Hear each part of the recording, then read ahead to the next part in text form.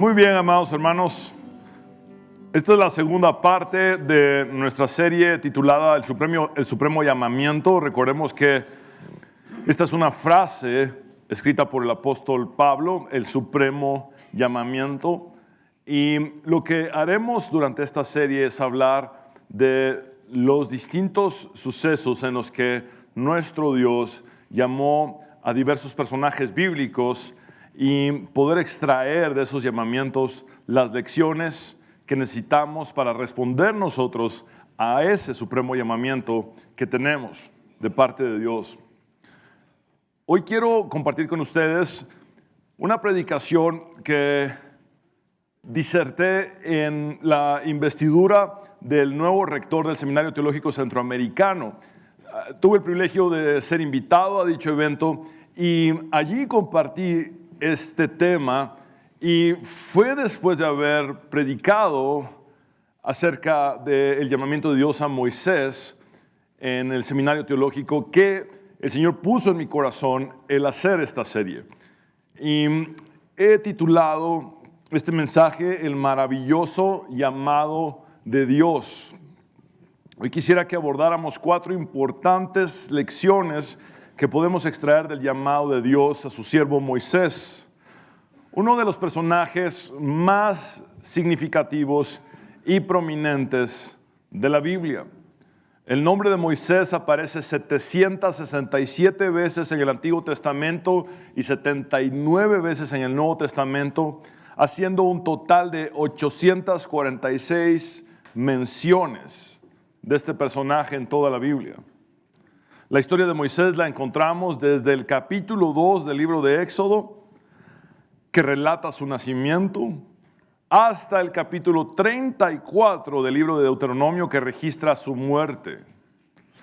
Y más allá de tener una biografía mosaica o una biografía de Moisés en esta porción de la Torá o la ley, vemos que Dios establece el pacto que convierte a Israel en su pueblo escogido, tal como se lo había prometido a los patriarcas Abraham, Isaac y Jacob.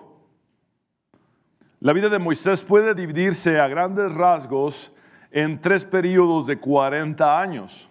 Sus primeros 40 años los pasó entre la realeza de Egipto, los siguientes 40 años en el desierto de Madián, trabajando para su suegro Jetro, y los últimos 40 años de su vida los pasó como líder del pueblo hebreo, y esto involucra desde la salida de Egipto hasta llegar al borde de la tierra prometida a la cual él no pudo ingresar. Cronológicamente, el llamado de Moisés sucede al final del segundo ciclo de 40 años, es decir, Dios lo llama cuando él tiene 80 años de edad. Moisés estaba apacentando las ovejas en el monte de Horeb, también llamado Sinaí, y fue allí donde Dios se apareció a él en una teofanía, es decir, en una manifestación visible y audible, sobrenatural, y fue desde una zarza o un arbusto ardiente, pero a la vez que ardía no se consumía. Y de la zarza ardiente aprendemos ya algo, que Dios combina lo ordinario, que es un simple arbusto, con lo extraordinario, la manifestación sobrenatural de su presencia, para captar la atención de Moisés. Dios puede encontrarnos donde quiera que estemos, en medio de cualquier situación, para encomendarnos la tarea específica que Él tiene para cada uno de nosotros. Y podamos cumplir así con su propósito para nuestras vidas. Hay un autor del cual traduje del inglés el siguiente bloque. Es el escritor y crítico social inglés, el doctor Os Guinness, y lo cito textualmente: para los seguidores de Cristo, el llamado neutraliza la posición fundamental de elección en la vida moderna. Yo los elegí a ustedes, dijo Jesús. Ustedes no me eligieron a mí. No somos nuestros. Hemos sido comprados con un precio. No tenemos derechos, solo responsabilidades. Seguir a Cristo no es nuestra iniciativa, sino meramente nuestra respuesta en obediencia. Nada funciona mejor para demoler las pretensiones de haber sido elegido que la convicción del llamado. Una vez que hemos sido llamados, literalmente no tenemos otra opción.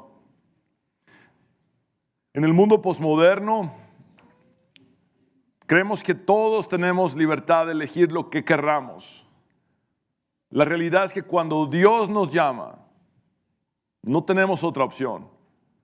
O le servimos, o hacemos lo que Él nos dijo, o viviremos cosas muy similares a las de Jonás.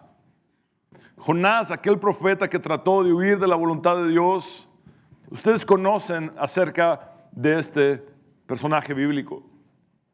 No tuvo otra opción que hacer lo que Dios había dispuesto que él debía realizar. La iniciativa del llamado es de Dios. Jesucristo lo dejó claro. Ustedes no me eligieron a mí, yo los elegí a ustedes. ¿Saben qué quiere decir esto? Que no hay mérito en nosotros.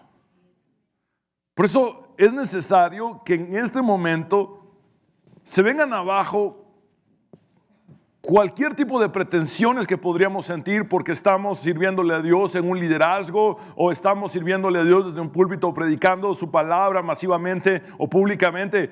Todo eso se tiene que caer. No hay lugar para el ego en lo absoluto.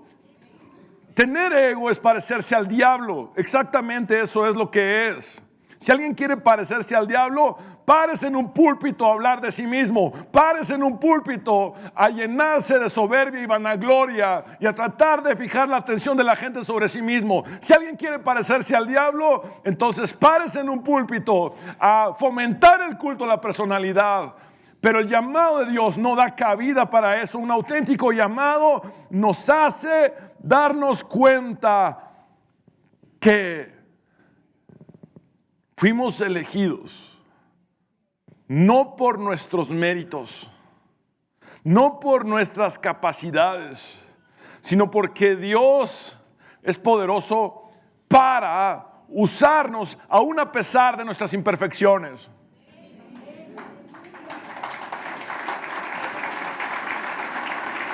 Asimismo, debemos reconocer que es gracias al llamado de Dios que somos reorientados y que descubrimos el motivo central de nuestras vidas y de nuestra existencia.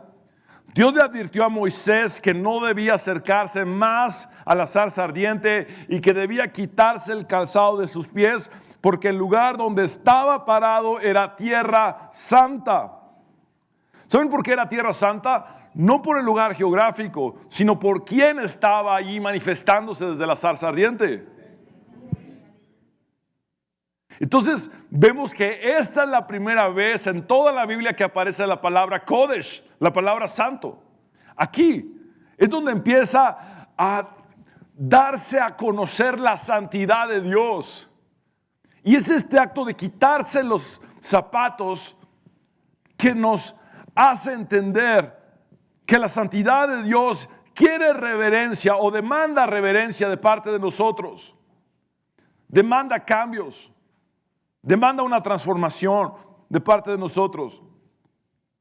Mis hermanos, también Dios está a punto de revelar su nombre para siempre.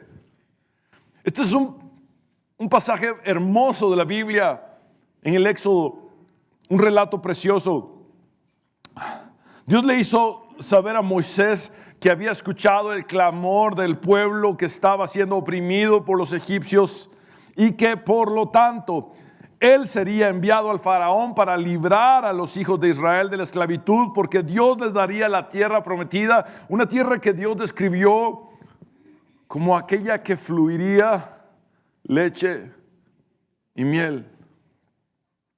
Y esta es la primera lección que podemos extraer del llamado de Dios a Moisés, el maravilloso llamado de Dios afirma nuestra identidad en Él. Éxodo 3, 11 y 12.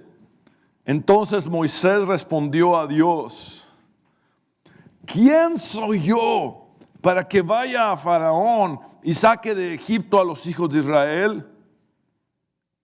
Y él respondió, es decir, Dios respondió: ve, porque yo estaré contigo, y esto te será por señal de que yo te he enviado. Cuando hayas sacado de Egipto al pueblo, serviréis a Dios sobre este monte.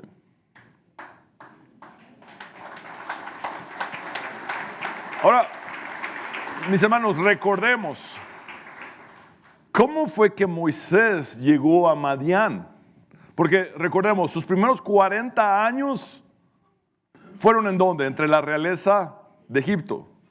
Sus segundos 40 años, o el segundo periodo de 40 años, fue en Madián. Pero ¿cómo fue que él llegó a Madián? Bueno, él había fracasado intentando ayudar a un solo hebreo que estaba siendo oprimido por un solo egipcio. Cuando él vio que un hebreo estaba siendo maltratado por un egipcio, Moisés defendió al hebreo y terminó por matar al egipcio. Al percatarse de que el crimen que había cometido era de conocimiento público, tuvo que huir al desierto.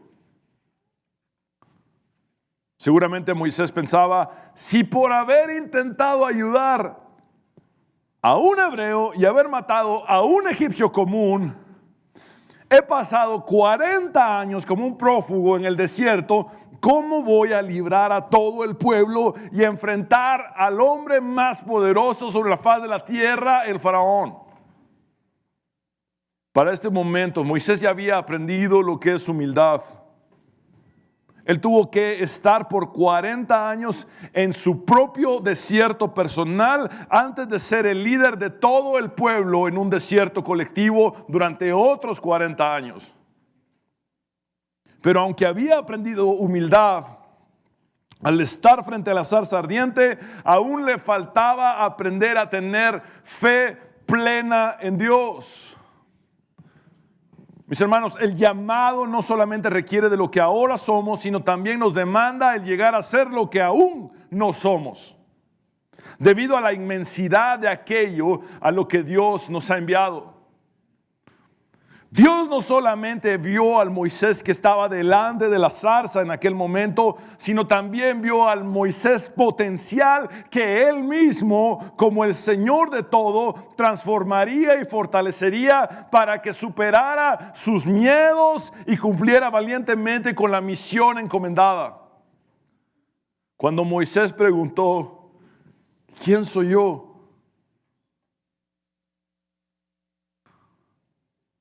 la respuesta de Dios no fue afirmar lo que Moisés ya sabía de sí mismo. No le dijo: Moisés, pero ¿tú creciste entre la realeza de Egipto? ¿Entre la familia más poderosa de la tierra? No le dijo tampoco: Moisés, pero ¿tú tuviste la mayor educación disponible en el mundo entero? Porque tenías todos los recursos y la ciencia que los egipcios habían desarrollado. Tampoco le dijo: Moisés, yo sé que te indigna en tu corazón la injusticia que los hebreos sufren en esa esclavitud. No le dijo nada de esto. Dios le respondió de manera concisa, concreta y directa: Moisés, tú eres alguien con quien yo estaré. Esa es toda la información que necesitas.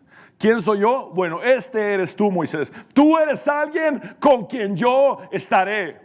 Y esa es la verdadera identidad. Mis hermanos,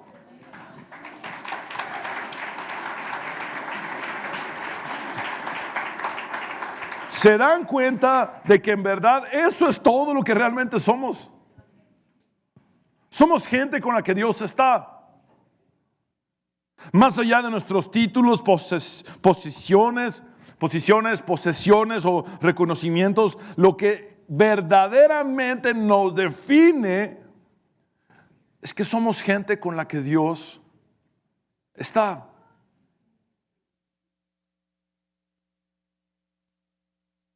Jesucristo dijo: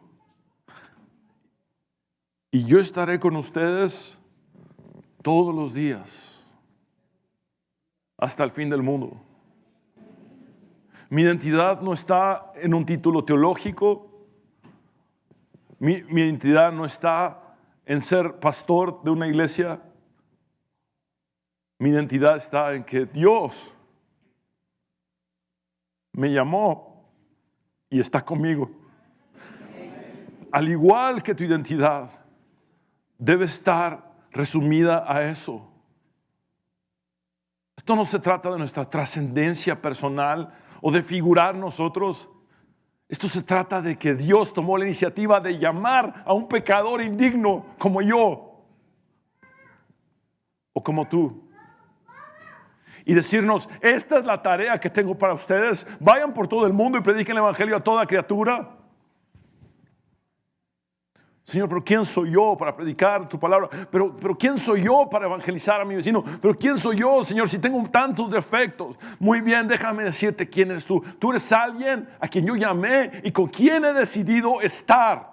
Y eso me basta y me sobra. Eso es suficiente, porque esto no depende de mí, no depende de ti, depende de quién está con nosotros. Y es el Dios Todopoderoso. La segunda lección que podemos extraer es que el maravilloso llamado de Dios nos brinda la oportunidad de conocer al Señor con mayor profundidad. En los versículos 13 y 14 dice: dijo Moisés a Dios: he aquí que llego yo a los hijos de Israel y les digo: el Dios de vuestros padres me ha enviado a vosotros. Si ellos me preguntaren cuál es su nombre, ¿qué les responderé? Y hago una pausa acá para explicar este versículo. En el mundo antiguo, los nombres estaban ligados íntimamente con la esencia y la totalidad del ser de una persona. La pregunta de Moisés es tan profunda como decir: necesito saber por completo quién eres, Dios, para poder entonces también comunicarlo a tu pueblo. Mis hermanos, los judíos habían estado por más de 400 años como esclavos en Egipto. No tenían aún las escrituras en su haber. Solamente contaban con una tradición oral que les relataba acerca de los patriarcas. Moisés realmente no tenía idea del nombre de Dios. ¿Cuál es tu nombre, Dios?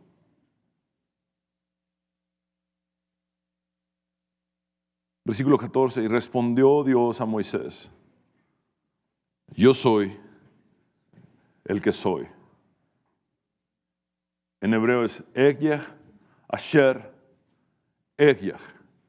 3 palabras que nos brindan un horizonte ilimitado. Mis hermanos, estas 3 palabras pueden ser traducidas como: yo soy el que soy, yo seré el que seré, o yo seré el que estaré.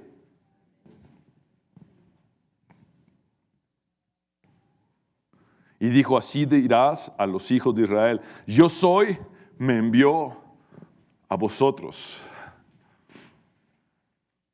Con su nombre, Dios no solo declara su existencia eterna y absoluta, sino que además declara cuál es su relación con su pueblo.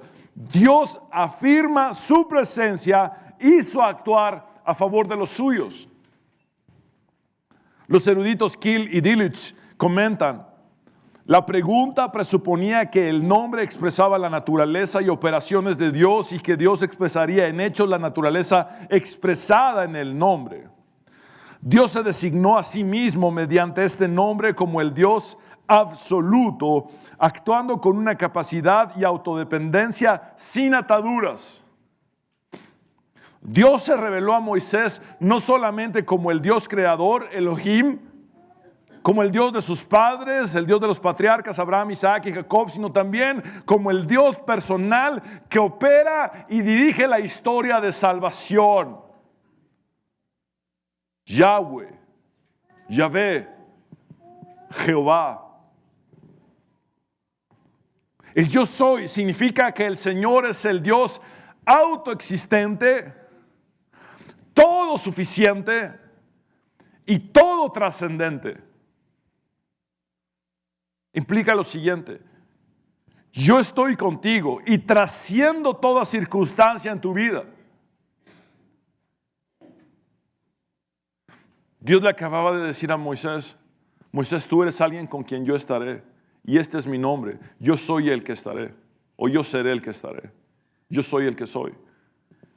Son tres palabras hebreas sumamente amplias, sumamente poderosas. Es el nombre del mismo Dios revelado a nosotros por primera vez.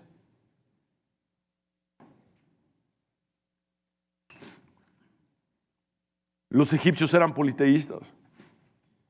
Prácticamente tenían un Dios para cada cosa. El Dios del sol, el Dios del cielo, el Dios de la tierra, el Dios del viento, la diosa de las cosechas, la diosa del desierto, el Dios del río Nilo, el Dios de la fertilidad, la diosa del nacimiento, el Dios de la medicina, el Dios de la sanidad, entre muchas otras deidades falsas. Podría continuar con la lista.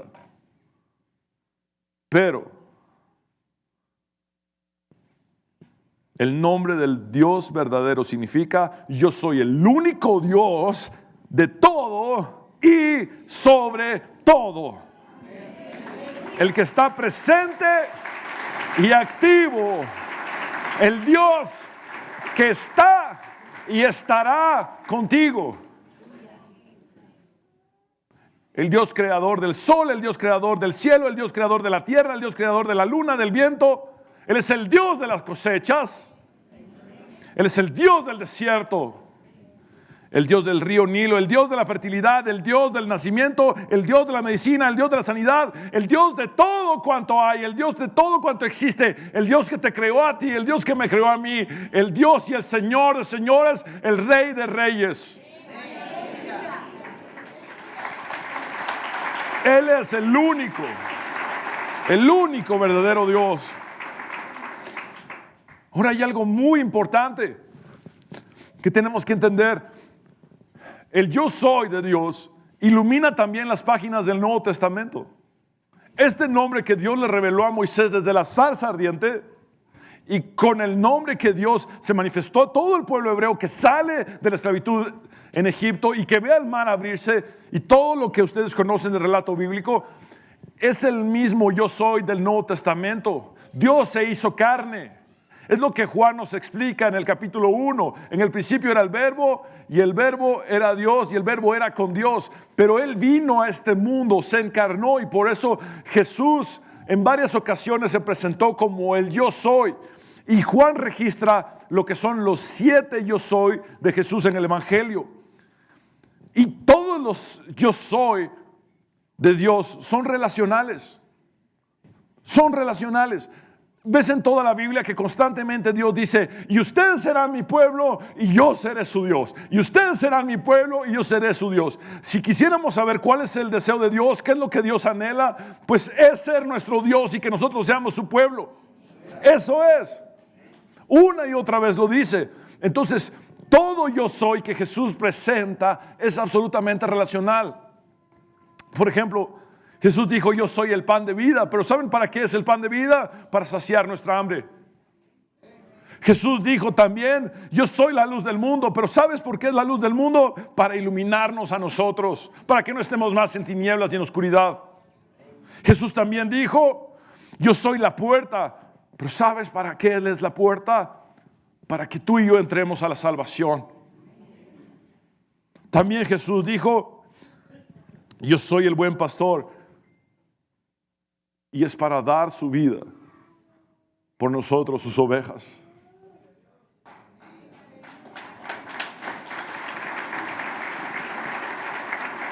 Él dijo, yo soy la resurrección y la vida. Y con esto, Él nos da esperanza de vida eterna. Él también dijo, yo soy el camino. Es decir, solamente a través de Él vamos al Padre. Él también dijo, yo soy la verdad, porque Él nos hace libres con su verdad. Él también dijo, yo soy la vida, porque nos da la garantía de perpetuidad a su lado. Y Él dijo, yo soy la vid y vosotros los pámpanos. ¿Saben qué es esto? Relación permanente. Él quiere que llevemos fruto en abundancia. Cuando Él se presenta a Moisés como el yo soy, es el Dios que va a relacionarse con su pueblo absolutamente. Cuando Él se presenta en el Nuevo Testamento como Cristo, el yo soy, porque Jesús dijo antes que Abraham fuese, yo soy. En otras palabras, yo soy el mismo que hablé desde la zarza, pero he tomado forma de hombre y de siervo. Siempre es para relacionarse con nosotros.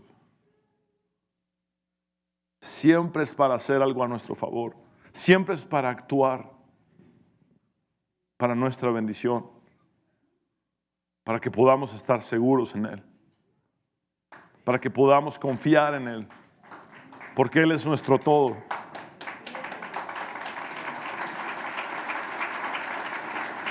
La tercera lección que podemos aprender es que el maravilloso llamado de Dios presenta retos que pueden causar incertidumbre en nosotros.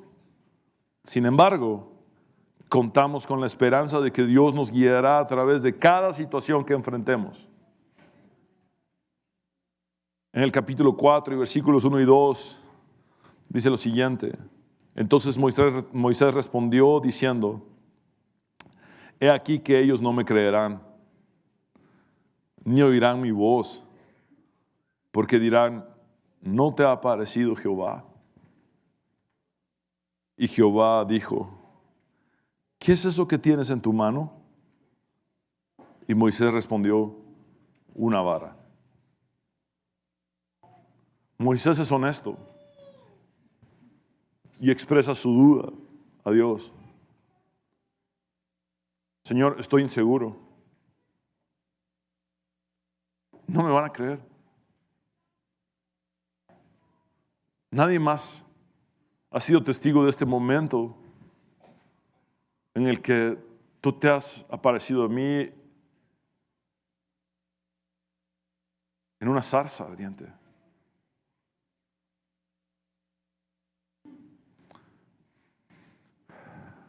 El teólogo Paul Tillich dijo, la duda no es lo contrario de la fe, es un elemento de la fe. Es decir, la fe va acompañada de incredulidad. ¿Se acuerdan de aquel hombre que anhelaba que su hijo fuera libre y le dijo, Señor, creo, ayúdame en mi incredulidad? Satanás te ha querido acusar porque tienes dudas. Satanás te ha querido acusar porque a veces tienes incredulidad. Pero ¿sabes qué? Jesús dijo, un grano de mostaza me basta. Si ese grano de mostaza está ahí, aunque haya un poco de duda, aunque haya un poco de incredulidad, es parte del desafío que está delante. La fe va acompañada de duda. Es una realidad con la que tenemos que batallar.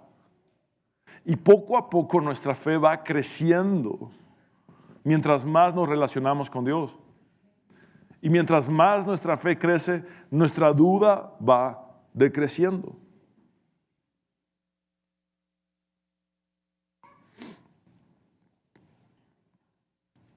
El sentido de la fe en el Antiguo Testamento, más allá de ser un consentimiento intelectual, es la confianza que se fundamenta en una relación personal con Dios.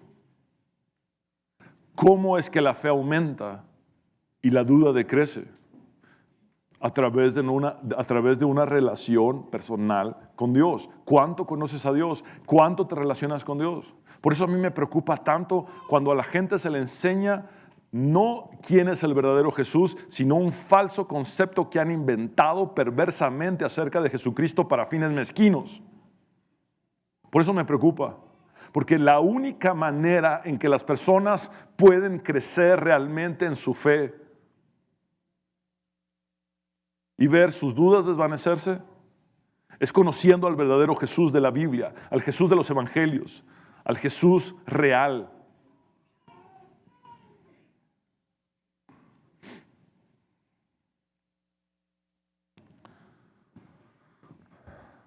Cuando nos sentimos abrumados por los retos, los desafíos que tenemos delante, Dios nos hace notar lo que ya tenemos en la mano. Ahora, nos pide que lo que hemos tenido por mucho tiempo en la mano, lo pongamos a su servicio para que Él lo pueda usar para su gloria. Mis hermanos, ¿cuánto tiempo habrá tenido Moisés esa vara en su mano? 40 años. Para él no era nada especial. Era un simple palo para jalar ovejas, para defender ovejas. Era un simple palo para hacer uno de los oficios despreciados por los mismos egipcios. Los egipcios aborrecían a los pastores de ovejas. 40 años con la misma vara. Y ahora resulta que esta vara es la que Dios va a usar. Sí, porque Él es Dios. ¿Cuántos años llevas menospreciando lo que tienes en tu mano? ¿Cuántos años has dicho, no, esto no sirve para nada? O lo que sé hacer no puede funcionar. Dios usa a otra gente, Dios no me usa a mí. De la zarza aprendemos, de la zarza ardiente aprendemos. Dios usa lo ordinario y lo combina con lo extraordinario. Es un simple arbusto que manifiesta la presencia de Dios. El arbusto es lo ordinario, la presencia de Dios es lo extraordinario. Muy bien, la vara es ordinaria, pero el hecho de que Dios pueda usar esa vara es extraordinario. Entonces, entendámoslo de una vez y por todas. No importa cuánto el mundo menosprecie lo que está en tu mano, no importa cuánto tú hayas hecho de menos lo que está en tu mano, Dios es poderoso para usar lo que está en tu mano si tan solo lo rindes ante Él y le dices, Dios, te quiero servir. Aquí está, esto es todo lo que tengo, esto es todo lo que sé hacer. Si tú puedes usar lo que está en mi mano, hazlo, Dios. A través de la vara de Moisés, Dios abriría el mar. A través de la vara de Moisés, Dios daría agua de la roca, entre otros milagros y prodigios. La cuarta lección y final es que el maravilloso llamado de Dios trasciende nuestras capacidades, pero no las del Señor, quien es capaz de usarnos a pesar de nuestras limitaciones.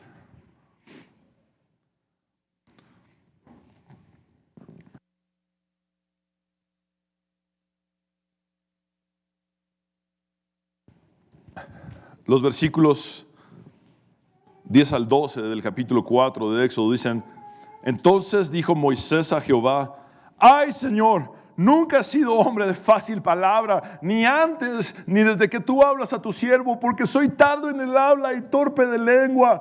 Y Jehová le respondió, ¿quién dio la boca al hombre? ¿O quién hizo al mudo y al sordo? Al que ve y al ciego, ¿no soy yo Jehová? Por favor, volvamos a leer esa frase o esas líneas, porque, mis hermanos, esto es sumamente profundo. ¿Quién dio la boca al hombre? ¿O quién hizo al mudo y al sordo? Al que ve y al ciego, ¿no soy yo Jehová? Es decir, Dios no solo hizo la boca del que habla, sino también la boca del mudo. Dios no solamente hizo los oídos del que oye, sino también los oídos del sordo. Dios no solamente hizo los ojos del que ve, sino también los ojos del ciego. En otras palabras, Moisés, yo te creé con esa limitación en tu boca. Venga.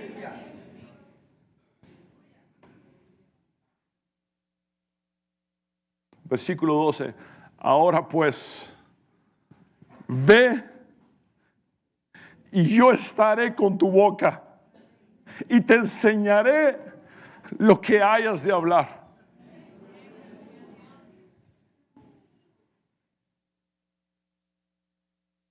Cuando Moisés dijo, ¿quién soy yo? Dios le respondió, tú eres alguien con quien yo estaré. Yo estoy contigo. Cuando Moisés preguntó, ¿quién eres tú, Dios? Dios le reveló su nombre para siempre y le dijo, yo soy el que soy, o yo seré el que estaré. Cuando Moisés preguntó, ¿y qué si ellos no me creen? Dios le dijo, yo voy a estar con lo que ya tienes en tu mano. Yo voy a usar lo que ya está en tu mano, esa vara. Cuando Moisés le dijo, yo soy tardo para hablar y torpe de lengua, soy un hombre limitado que no tiene la capacidad de hacer lo que le estás pidiendo. Soy un hombre limitado y no tengo la capacidad de hacer lo que me estás pidiendo. Muy bien, esta es la respuesta de Dios. Yo te creé con esa limitación. Y yo voy a estar con tu boca. Esto es sumamente profundo. O sea que el pueblo hebreo no fue librado por las grandes capacidades de Moisés. No. El pueblo hebreo no fue librado porque Moisés fue un gran hombre elocuente, un gran líder que pudo dirigir a las masas y cautivarlas con su gran elocuencia. No. Fue librado porque Dios es Dios y Dios puede usar a gente con limitaciones. Y una cosa más, lo que tú ves como una limitación o lo que yo pueda ver como una limitación, para Dios no lo es.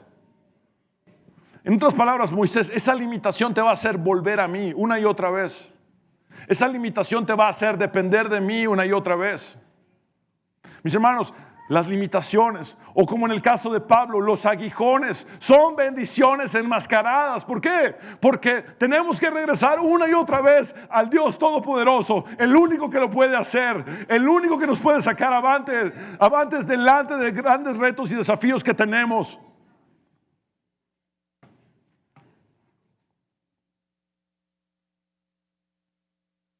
Dios le mostró a Moisés que lo importante no es el mensajero, sino quién le había dado el mensaje.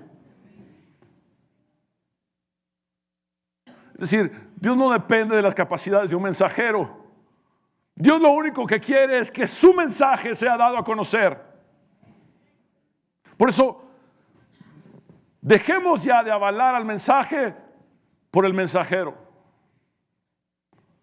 Es el momento de invertir las cosas y darnos cuenta que es el mensaje el que avala al mensajero.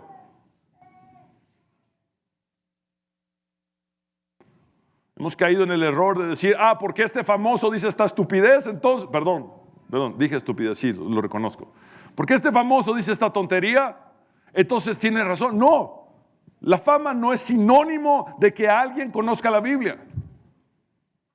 La fama no es sinónimo de que alguien realmente predique la verdad. No es el mensajero el que avala el mensaje. Es el mensaje el que avala al mensajero. Se lo explico mejor de esta manera. Yo no soy nadie para avalar este libro. Salir en la televisión no me convierte en nadie para avalar este libro. A mí salir en radio no me convierte en nadie para avalar este libro. Un título teológico no me convierte en nadie para avalar este libro. Este libro es el que me avala a mí si yo predico lo que este libro dice. Y esa es la verdad. Y conoceréis la verdad, y la verdad os hará libres. Dejémonos ya de manipulaciones, dejémonos ya de mentiras y dejémonos ya de caer en trampas mezquinas. Volvamos al texto bíblico. Mis hermanos,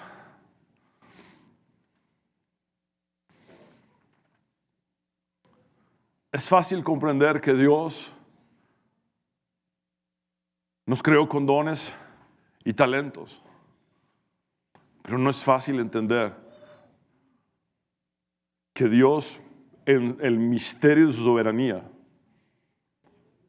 nos creó intencionalmente con limitaciones. Y en algunos casos ha puesto aguijones.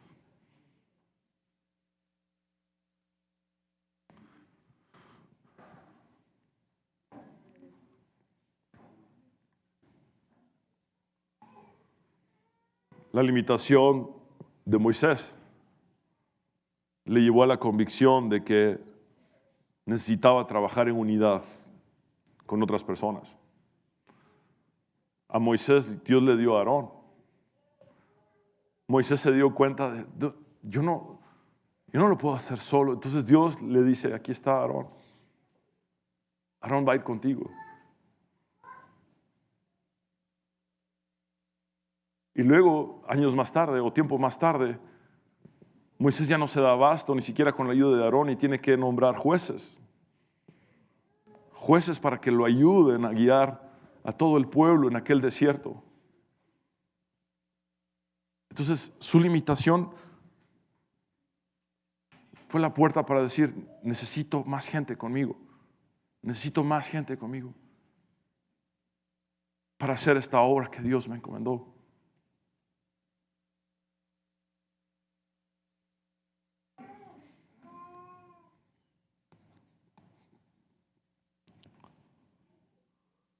Cada una de las dificultades de Moisés se encontró con seguridades de parte de Dios.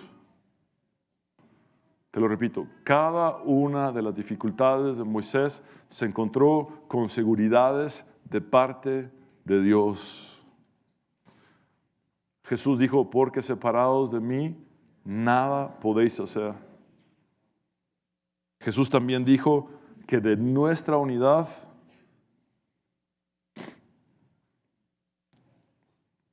veríamos el resultado entonces.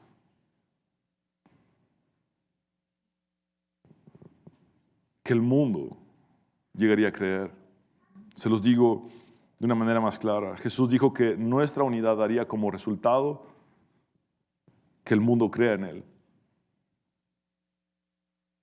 Qué alivio nos brinda el saber que nuestra debilidad es la vereda por la cual el poder de Dios se perfecciona en nosotros. Bendita debilidad que hace que el poder de Dios se perfeccione en nosotros. Moisés cumplió su misión. El pueblo hebreo salió de la esclavitud de Egipto y fue llevado hasta el borde de la tierra prometida. Durante sus 120 años de vida, Moisés nunca puso sus pies sobre la tierra prometida, aunque sí supo lo que fue quitar su calzado porque estaba parado en tierra santa, porque Dios se lo había dicho desde la zarza ardiente. Ahora, noten lo que Jesús hizo por Moisés. Pastor, usted está hablando de un anacronismo porque Jesús es del primer siglo y Moisés, estamos hablando de alrededor de 1500 años antes de Cristo. Entonces usted está hablando de un anacronismo. No estoy hablando de un anacronismo, estoy hablando del Dios que trasciende el tiempo y el espacio. ¿Saben qué pasa? Dios hizo algo por Moisés, sumamente especial, en el primer siglo. Pero pastor, Moisés ya estaba muerto en el primer siglo. Dios no es Dios de muertos, sino de vivos.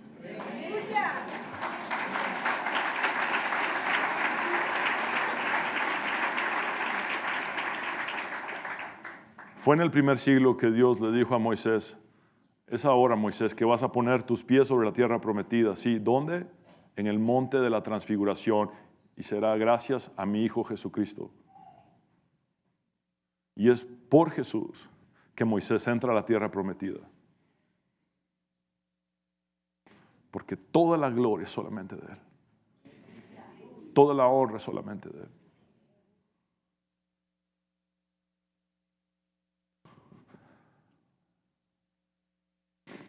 Pablo escribió lo siguiente en su segunda carta a los Corintios, capítulo 3, versículos 4 y 5. Esta es la confianza que tenemos ante Dios por medio de Cristo. Y no es que nos creamos competentes por nosotros mismos, como si esta competencia nuestra surgiera de nuestra propia capacidad. Nuestra competencia proviene de Dios.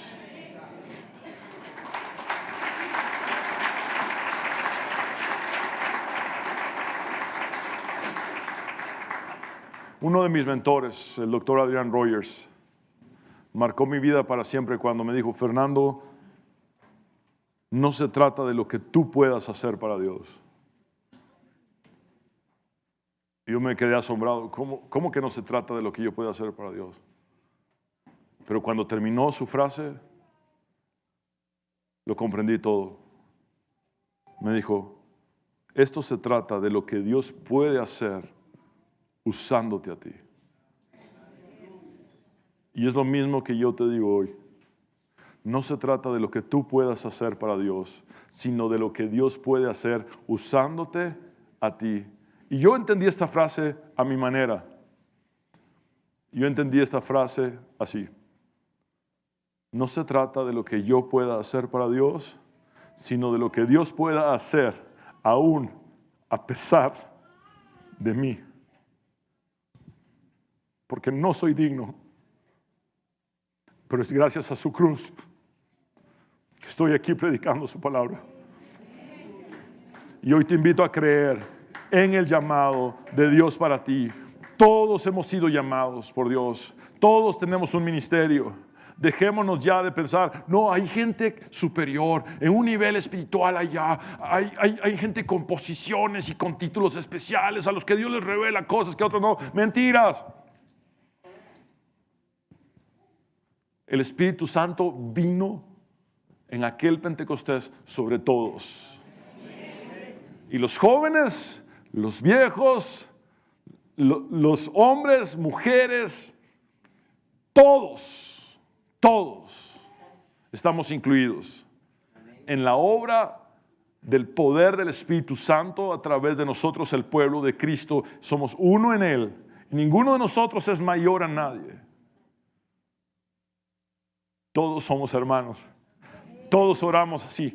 Padre nuestro que estás en los cielos.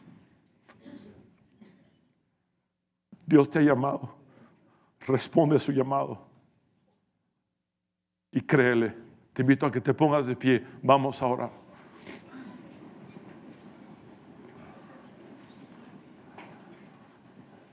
Señor, te damos gracias con todo el corazón por hablarnos en esta hora. Tú eres bueno y para siempre es tu misericordia. ¿Qué sería de nosotros sin ti, Señor? ¿Qué sería de nosotros sin ti?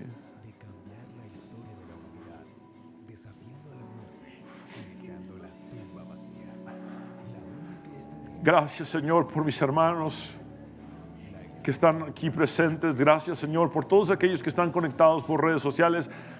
Gracias por todos aquellos que han oído por radio o que verán esto por televisión. Cualquiera que sea el medio por el cual esta palabra, este mensaje llegue a ellos, Señor, te ruego que toques sus vidas, que te muestres a ellos como nunca antes te han conocido, Señor, que puedan profundizar en su relación contigo, en su comunión contigo, que puedan conocerte verdaderamente, Jesús de Nazaret. Señor, gracias por ese amor maravilloso, precioso que has tenido por nosotros. Gracias por escogernos, por llamarnos, por encomendarnos una misión. Gracias por no hacer acepción de personas. Ahora sabemos quiénes somos. Somos gente con la que tú has decidido estar. Ahora sabemos quién eres tú. Tú eres yo soy el que soy. Tú eres yo soy el que estaré o yo seré el que estaré. Tú eres el Dios que trasciende todo. El todo suficiente. El todopoderoso. Señor, ante nuestras dudas, tú nos dices, bueno, enséñame lo que tienes en la mano. Y usas lo ordinario que está en nuestra mano para lo extraordinario que tú quieres hacer. Y cuando te decimos, Señor, aquí están mis limitaciones, esta es mi incapacidad, o este es el aguijón que no me deja funcionar bien, entonces tú dices, mi soberanía te creó así para que dependas de mí, para que la gloria sea mía y no tuya. Dios no comparte su gloria con nadie. Por lo tanto, benditas debilidades que nos hacen ver el poder de Dios perfeccionado en nuestras vidas. Gracias, Señor, por todo lo que haces. Gracias, Señor, porque tú anhelas un pueblo lleno del poder del Espíritu Santo, que predique el Evangelio a toda criatura. Gracias, Dios, por fortalecer a mis hermanos, fortalecer esta congregación, esta iglesia, por fortalecer a tu cuerpo sobre la faz de la tierra, para volver a la sana doctrina y para predicar el Evangelio a toda criatura. Estas son las buenas noticias de salvación. Jesús murió en la cruz del Calvario, derramó su sangre para perdonar nuestros pecados y limpiarnos de toda nuestra maldad, y resucitó el tercer día para vencer a la muerte y darnos vida eterna. Gracias, Dios. Quiero hablar contigo, hombre y mujer, que has venido sin Cristo. Tú que sabes que necesitas a Dios, haz esta oración de fe conmigo y ríndete a Él. Habla con Él como nunca antes lo has hecho y dile: Señor Jesús. Vamos, repite conmigo. Cree con tu corazón y confiesa con tus labios. Dile: Señor Jesús, me entrego a ti.